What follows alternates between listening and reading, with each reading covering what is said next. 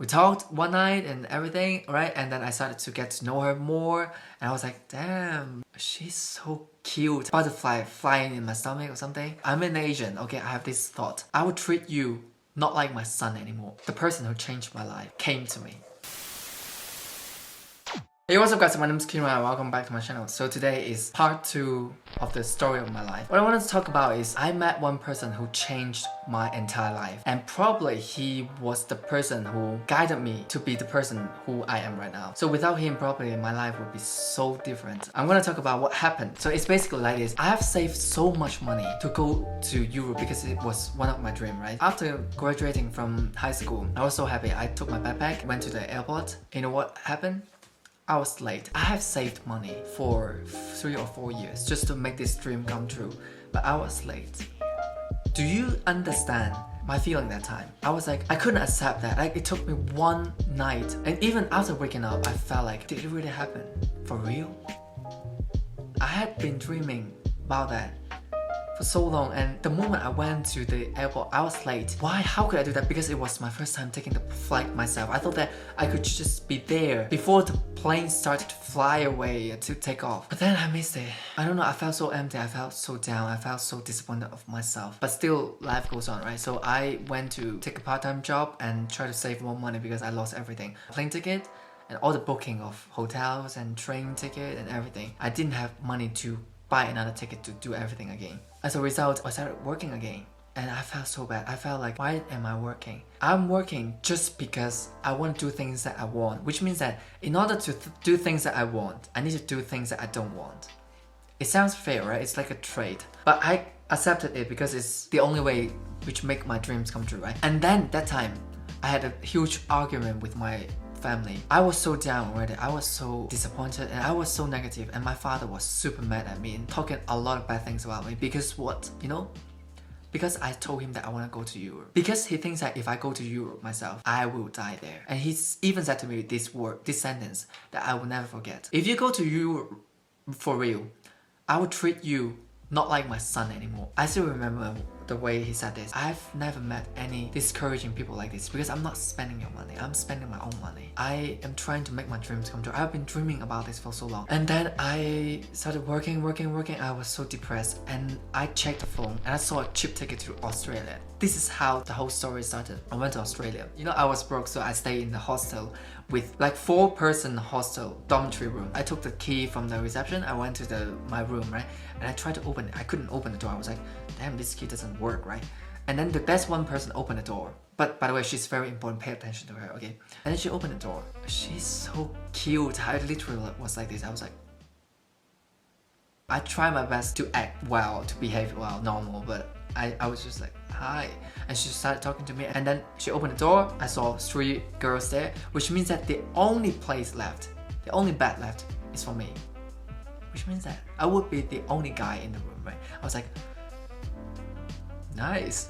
At the same time, I'm so nervous. How can I sleep? I took the key, went to the reception. I said, like, there's only girls in that room. I think I booked the dormitory room, no? And he's just like, this is your room. Why girls don't stay in female dormitory? For me, I was like this. I'm an Asian, okay? I have this thought. Oh, by the way, I didn't say that, but I went to Australia myself without telling anyone, without even telling my parents. Because you know what? After all the words that my father said to me, I decided to do it myself without telling anyone. I don't need any support, financially or mentally. I just do it myself. I'm tired of hearing these discouraging words. And after that, we talked one night and everything, right? And then I started to get to know her more, and I was like, damn, you know, there's butterfly flying in my stomach or something. She's the first girl that I met, actually, because I studied in a boys' school. And you know what happened? The other day, she invited me to go to her friend's home, so we all went together. When I went back to the hotel, the hostel, she said to me, I'm gonna go. I'm gonna move. I was like, did I do something wrong? But no, she just said like, oh, school is gonna start tomorrow, I'm gonna go. She packed her stuff and left the room. That night, suddenly the room became so empty. I couldn't fall asleep because I felt so sad. She even blocked my WhatsApp. I don't know why. I still don't know why, because I haven't done anything wrong. I just try my best to act nice and kind. But she just blocked me and we never talked again. I still don't know why. If you are watching this video, please tell me why. What did I do wrong, okay? Anyways, and then I became so sad, right? And the other day I went to a park. Because we took selfie together, I was checking the phone, selfie of her. And then the person who changed my life came to me. It's like really creepy. He came to me, he said, she's beautiful. He said something, but I couldn't hear. I was like, what? And then he said like, no, nothing. So where are you from? And then we started talking. I was so down and I was lonely. I didn't have any friends, right? And I decided to talk to him because I feel like he's a wise grandpa. He's very old. I like talking to experienced people because they always teach me a lot of lessons. I asked him like, oh, what are you doing here? He'd be like, oh, I went to take the medicines because I've got cancer and it's the terminal one, you know, so it can't be healed. So I'm dying, but I still need the medicine. I felt instantly very sad, but there's nothing I could do, right? So when we went to the cafe together and started talking, he said to me like, have you ever seen Australian home? Do you want to take a visit to my home or something? It sounds so weird, right? As a grandpa doing this to an Asian kid, it's like literally stories from hentai. It's so weird, yeah. But you know what? I didn't care anymore after what happened to me. Yeah, I'm not that dumb, okay? I'm not like I do stupid and dangerous thing. Yes, I do actually. But still, I do some insurance measure. For example, I told my brother where I'm going and also share my location. If something bad happened, he knows what to do. And also, he said this as well, like, oh, please tell your friend or family that you are coming with me. So if they get worried, they know how to find you. And yeah, and I went to his home and then he told me about his life. I still remember his name and probably he's not here anymore because after all these years, he probably passed away because of the illness. He never told me who he is, okay? After visiting his home, he just gave me a big hug and I needed that because as an Asian, we don't get used to hug people, like physical contact. I was like, I feel supported. I feel warm inside. I was so lonely and empty that time. And he said to me one thing before I left. He said, your life is in your own hands, okay? You control your life. If you want it to be special, make it special. Do things that you like. And I told him my future plans, like, I really want to find the meaning of my life because I don't know what is the meaning of my existence. Why am I here? I don't know what am I good at? What am I interested in? And I don't know what I can achieve in the future. I don't know what I can do. I told him I really want to just explore. And then he said to me, just do it, son. Like, why do you hesitate? You have only one life. At that moment, I feel like I decided when I go back to Hong Kong, probably I would just live like any other person out there. I gave up. I feel I don't see any hopes. I didn't feel like it's possible to do things that I wanted. But after hearing his words, it's like him pulling me back from this cruel reality and push me to the road to get my dreams come true, even though I didn't know what my dreams are. He just literally changed the direction of my road from reality to a dream life. He gave me a name card. He said like, this is me, you know who I am. And when I went back to the hostel, I checked his name on the internet and I saw his photo and damn, he was very successful politician. He was super rich and successful in many ways. And then he called me next day. He said like, do you want to have a dinner? Of course, it's so weird, right? Right now I think about it, it's so weird. But I said like, yeah, why not? I don't have anyone, right?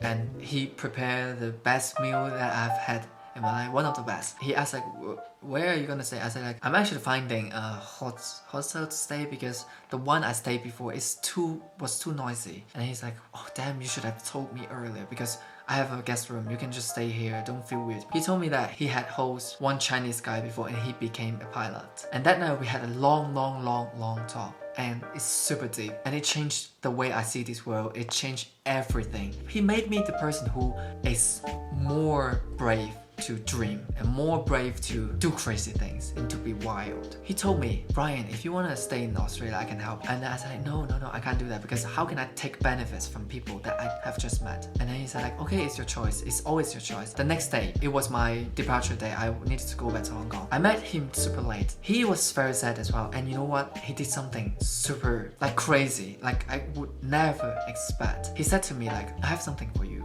Before I left the place, I have something for you. I was like, what is that? No, I can't take gifts from you because I have already stayed here and you provided me shelter and food, right? And he said like, it's my right to offer.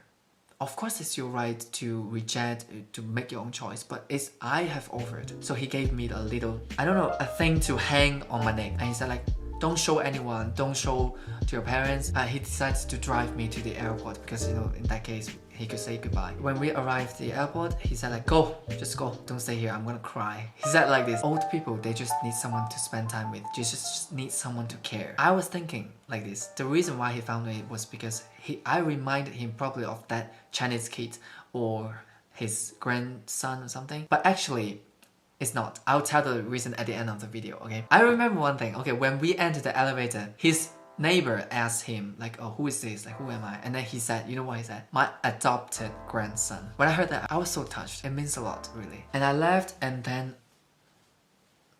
what's wrong? This is Yuki, by the way. She's growing braver and braver. On the plane, I took that thing out. Guess what is that? Okay, you have 5 seconds. 5, 4, 3, 2, 1. Okay, it's money. He knew that I'm not from a rich family. He gave me money. For me, that time, it's a huge money because it's the money that I've never seen in my life. It's not huge for you guys now probably, but it means a lot to me. Do you know why? Because I spent those money on the guitar, my first guitar that I bought for myself. That's how everything started. I didn't tell anyone about this because I feel like it's a shame to take money or receive help from people. Because of this, he pushed me to the journey and I started to get in touch with music. And then something bad happened. We had an argument. He said that I don't want to talk to you anymore. And then we stopped talking. I feel like he did it on purpose. I feel like this. His time was coming and that's why he decided to make this drama and stop talking to me. I asked him, okay, why you decided to talk to me on the street? Isn't it weird? And he answered me with one sentence. I still remember. Everyone likes beautiful things.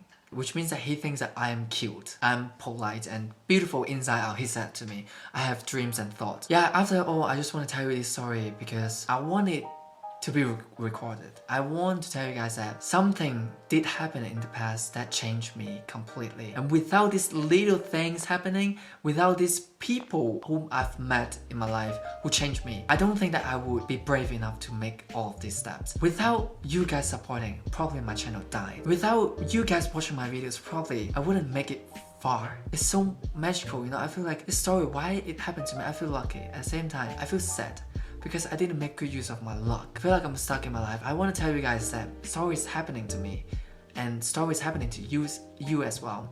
Just remember, always stay motivated, dream big, okay? Do things that make you happy. That's the whole video. I hope you enjoyed watching this. If you did, please give it a thumbs up. Comment, maybe it means a lot to me. Share this video if you really want to share with your friends. And also if you want more content, make sure you follow my Instagram. I'm gonna put it right here, okay? See you next time, bye.